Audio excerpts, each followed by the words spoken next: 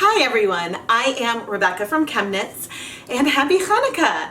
Tonight we are going to do a bit of a speckling experiment based on some of the results I got in the 2019 Summer Mini Skein mini-series. In that video, I took some citric acid and I added a couple different colors of acid dye powder to it, expecting to see some multicolored speckles. Now, I know that some acid dyes will break when speckling because they have different colors in there. So I thought that maybe if I blended the powders on my own, we might see some speckling. Well, we did see speckling, but the colors did blend with the citric acid crystals. So I want to take a look at this and try a few different variations to see if we can achieve different types of effects on our yarn when we are speckling. I can think of at least 3 different variations that I want to try today, and I'll go into that in a moment. The yarn base that we are going to use today is the Wool to Dye For Platinum sock and DK weight blend, which is 75% Superwash Merino, 25% nylon.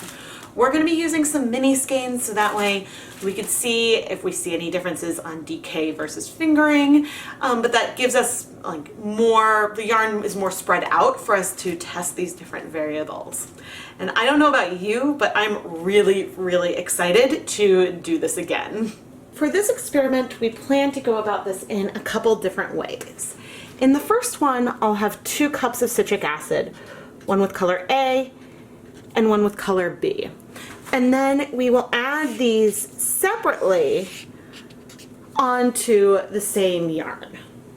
In the next one, we'll have citric acid and we'll add both color A and color B in there and add that onto the yarn. And this is where we may see a difference because last time I was surprised that the colors really did seem to blend on our citric acid when we combined this with the citric acid. Next, I want to do like in part 1. I want to mix color A with citric acid, mix color B with citric acid, but then combine these into an A plus B version 2, and then add that onto yarn. Because the thought here is that the blending might happen because as the dye is sort of coating the citric acid crystals, if you have 2 colors basically coating the same crystal, then it might look blended when it dissolves on the yarn, but here maybe there'll be less blending overall. I've got 5 50-gram sets of these mini skeins soaking in some tap water, and I'm going to add a 1/4 cup or 4 tablespoons of white vinegar. Since we're speckling on the countertop, this is the acid that will allow our dyes to bind. Connected with my awesome reusable nylon zip ties.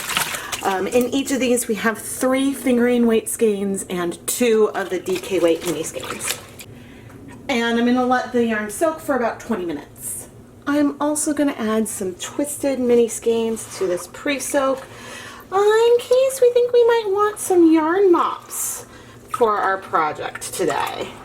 We gotta leave no dye behind after all. The 2 colors that we're going to use, at least for this first round, are True Turquoise and Deep Magenta from Dharma. Okay, today's going to involve a lot of dye because my smallest dedicated dye measuring spoon is a 1/4 teaspoon. Let's start with the True Turquoise. In these 3 cups, so cups for 1, 2, and 3, we have 2 tablespoons of citric acid. And then I'm going to add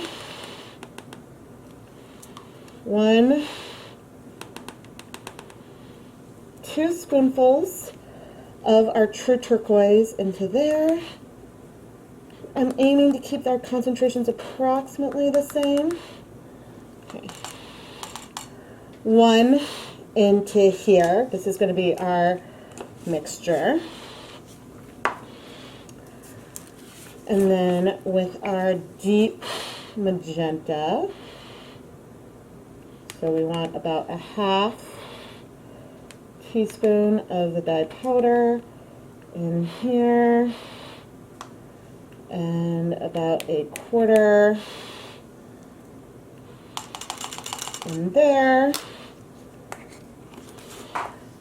And now we are going to stir things up. So this cup right here, and it's looking very pink. This is our mixture. We had both the blue and the pink in here.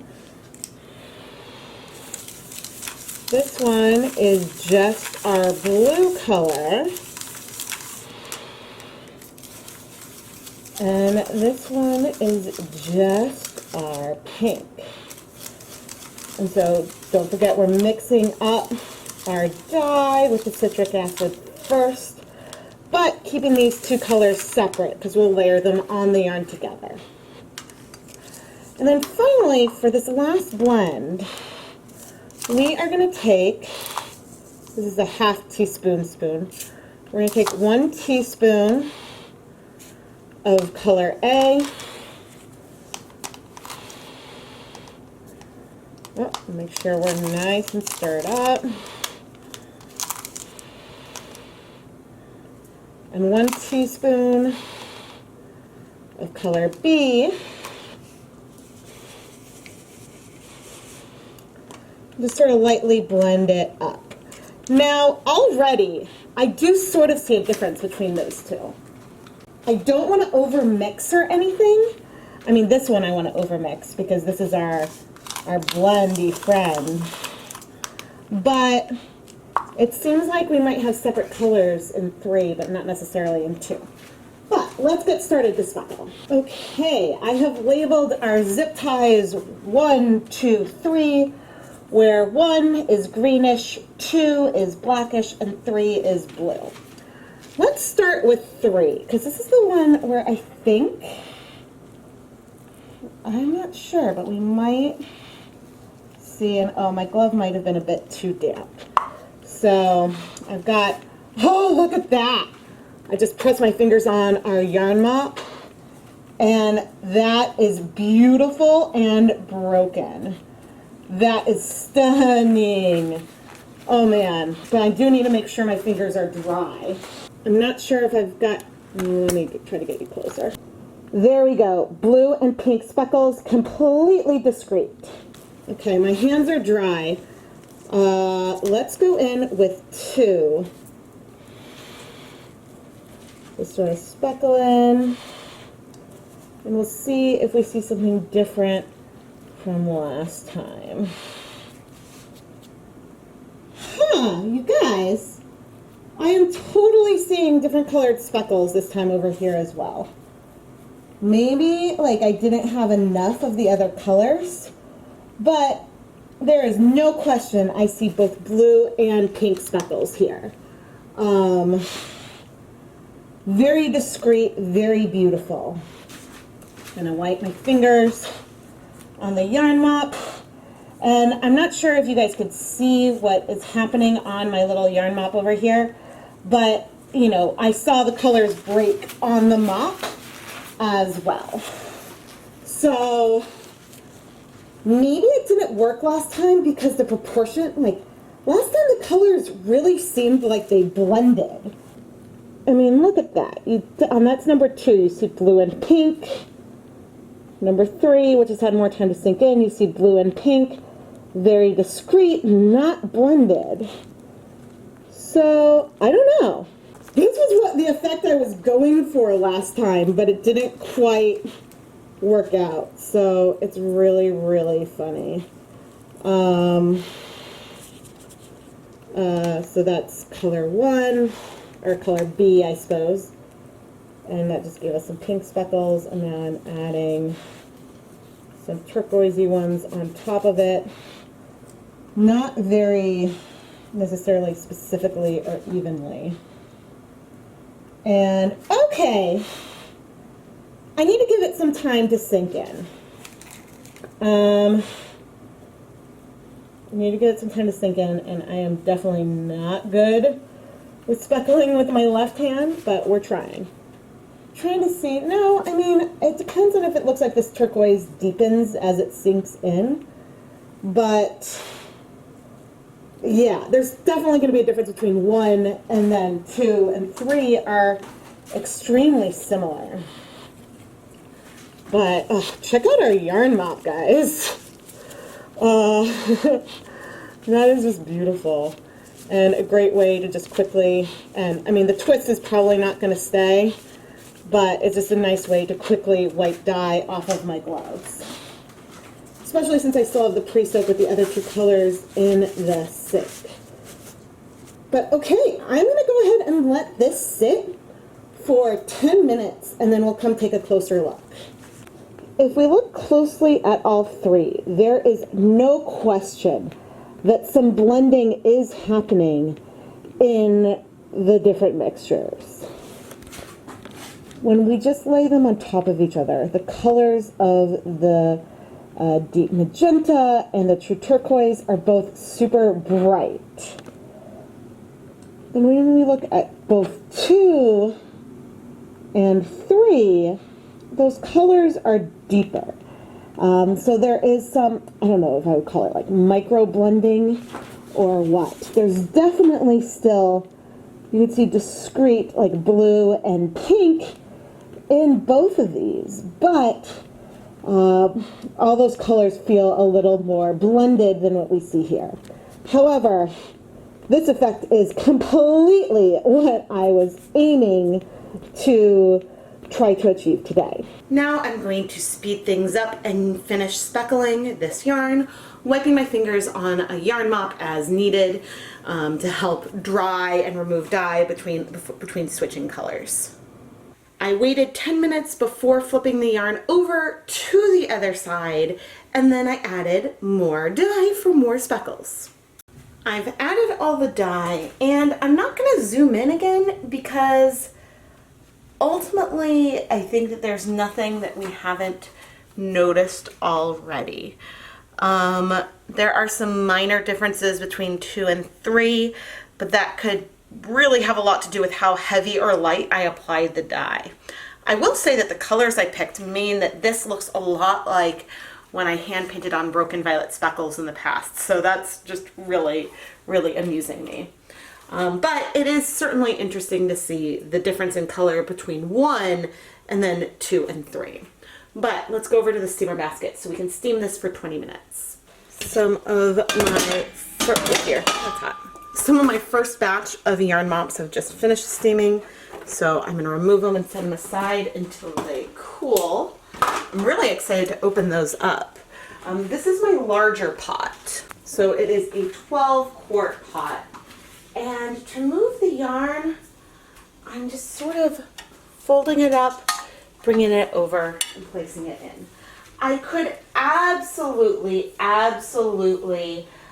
come in and wrap these up with plastic wrap, but this method is a bit better for the environment, not needing to use the plastic, and ultimately, if we get some pink speckles transferring, that's not a huge deal to me. So now we wait for 20 minutes. Let's remove our yarn from the steamer basket so it can cool and we can wash it. We have some more leave no dye behind skeins.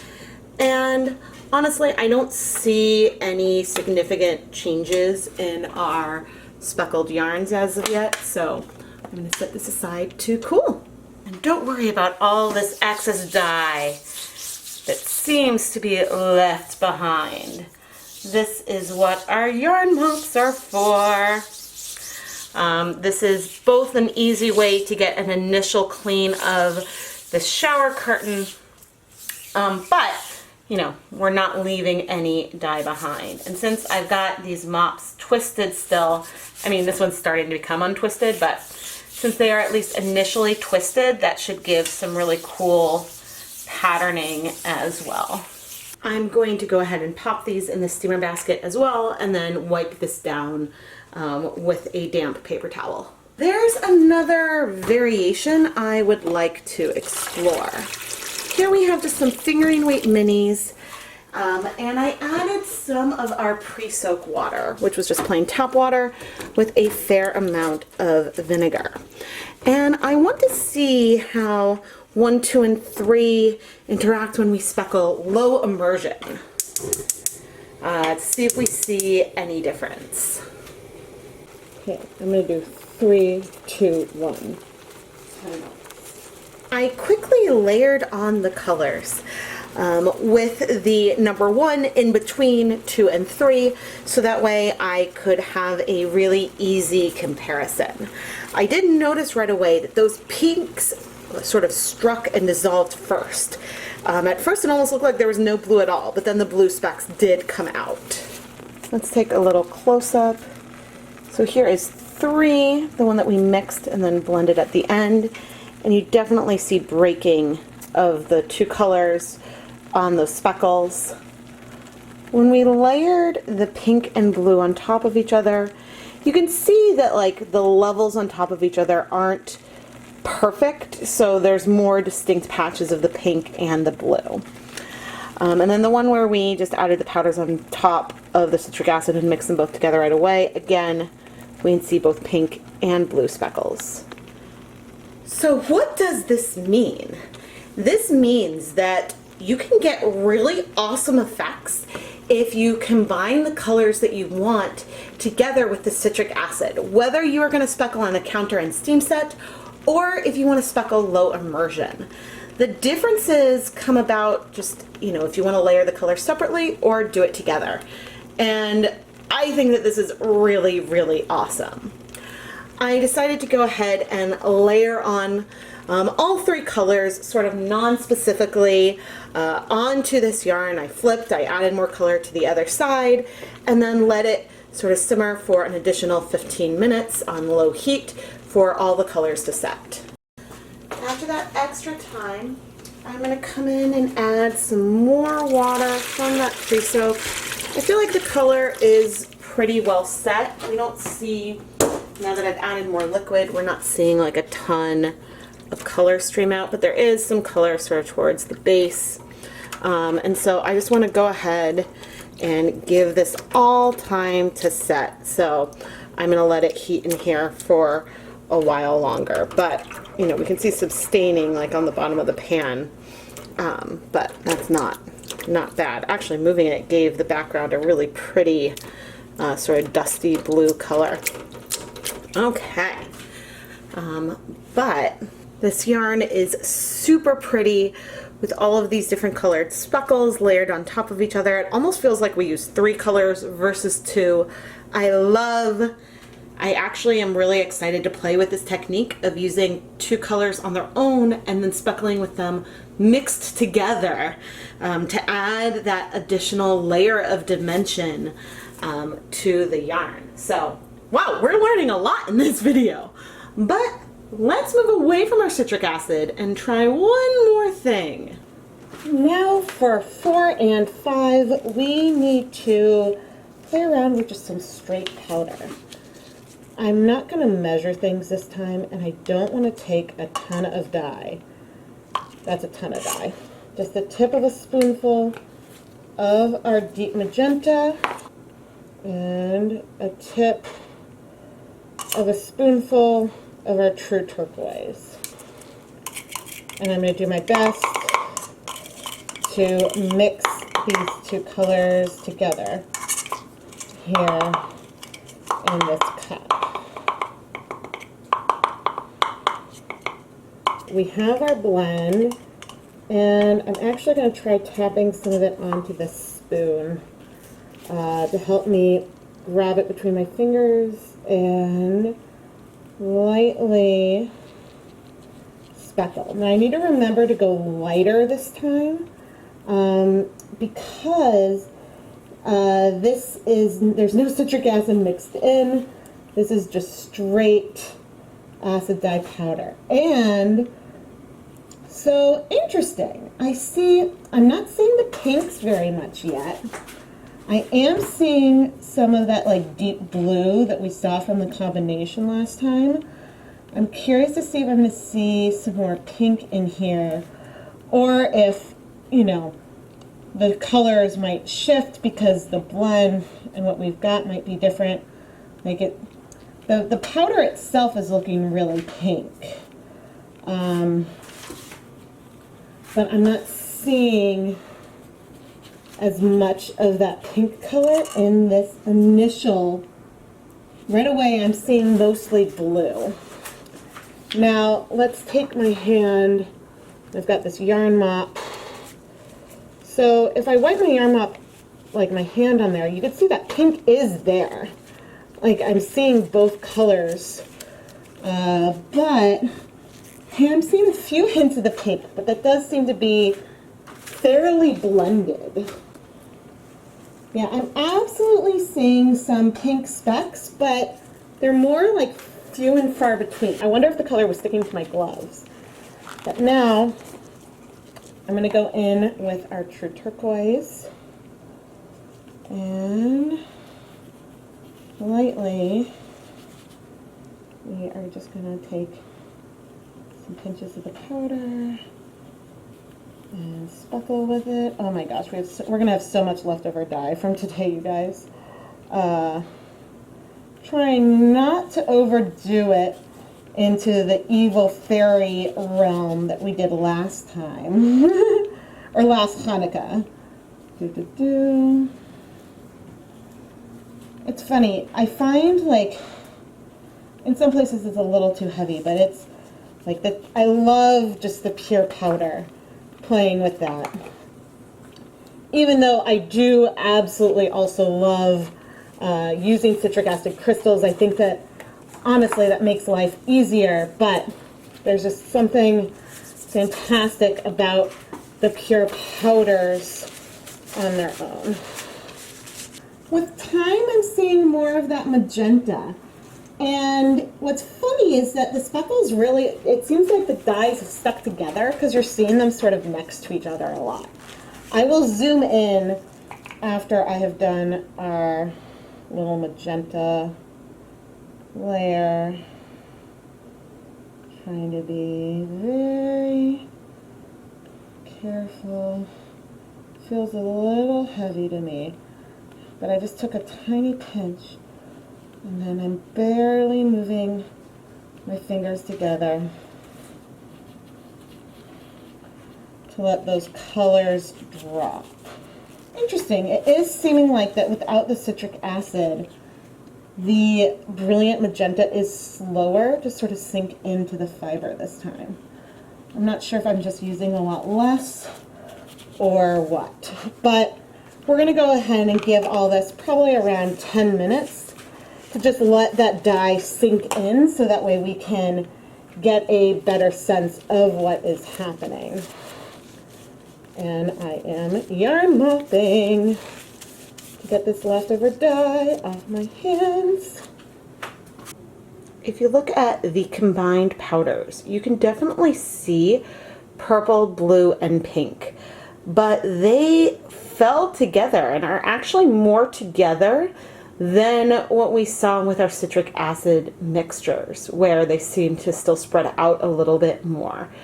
Maybe because the citric acid just helped it declump a little bit, I'm not sure. When we did them separately, you know, we've got the magenta and the blue speckles. So that's not like super surprising. And, you know, in areas where they're more dispersed, you can see them super, super discreet. Just comparing that to the speckles that we did with the citric acid mixed in, with just the powder, you almost have to search a little harder for the pink. From far away, it almost just looks like purpley speckles. But then when you go closer, then you really see the different colors. I'm going to go ahead and finish speckling these off camera, and then I'm going to steam set it for 20 minutes, let everything cool, and then, you know, we'll come together and wash some of this yarn.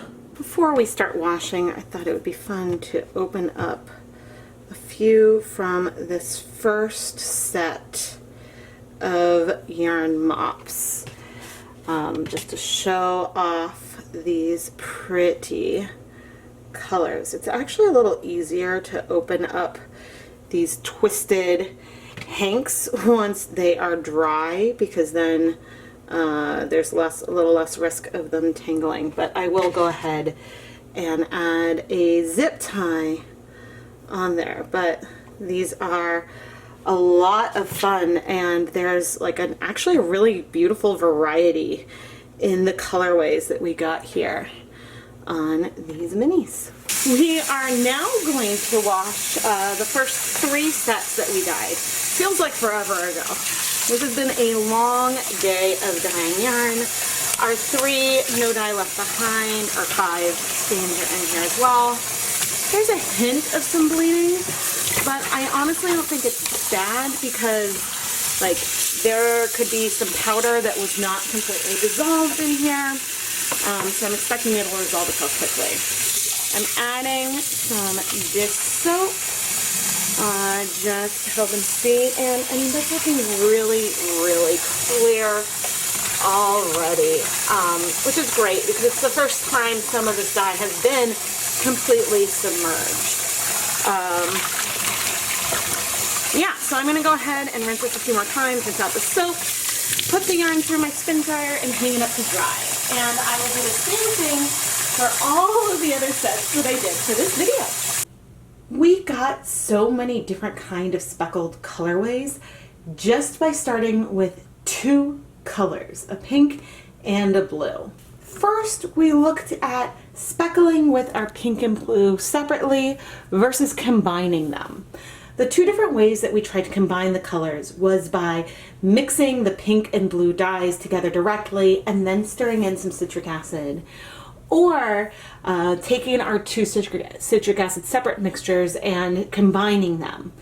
And I really don't see a big difference in the type of speckling pattern. In here we see purple speckles, but we also see some blue and very discreet pink ones.